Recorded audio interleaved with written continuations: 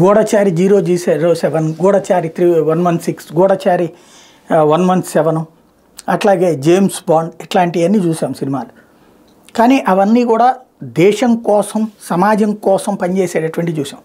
కానీ ఇప్పుడు గూఢచారులు రాజకీయ పార్టీల కార్యకర్తల్లాగా పనిచేస్తూ ప్రత్యర్థి రాజకీయ పార్టీల నాయకుల యొక్క వ్యక్తిగత బలహీనతల్ని పసిగట్టి వాళ్ళకు సంబంధించిన లోపాలతో అధికార పక్షం వాళ్ళని బ్లాక్మెయిల్ చేయడానికి ఉపయోగపడుతున్నారు వీళ్ళు.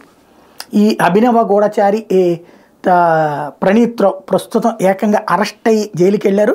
ప్రణీత్ రావు కేసును ప్రత్యేక టీంకి బదిలీ చేశారు పంజాగుట్ట పోలీసులు. ప్రణీత్ రావు కేసును విచారణ అధికారిగా జూబ్లీహిల్స్ ఏసీపీ నియమించారు పోలీసు ఉన్నతాధికారులు. పూర్తి స్థాయిలో విచారణ జరిపి స్టేట్మెంట్ రికార్డు చేసి రిమాండ్కు తరలించబోతున్నారు ప్రత్యేక పోలీస్ టీం. తద్వారా కేసీఆర్ ఎంతమందికి సంబంధించి మోసం చేశారు అన్నది తెలుస్తుంది. అంటే ఏం తెలియదు, ఆయన పోలీసే కాబట్టి ఆయన ఎవరు ఏం నోటి విప్పి చెప్పించలేరు. కోర్టుకు సబ్మిట్ చేయడం వరకే జరుగుతుంది. ఆయన ఆల్రెడీ ధ్వంసం చేయాల్సినంత చేసేశారు.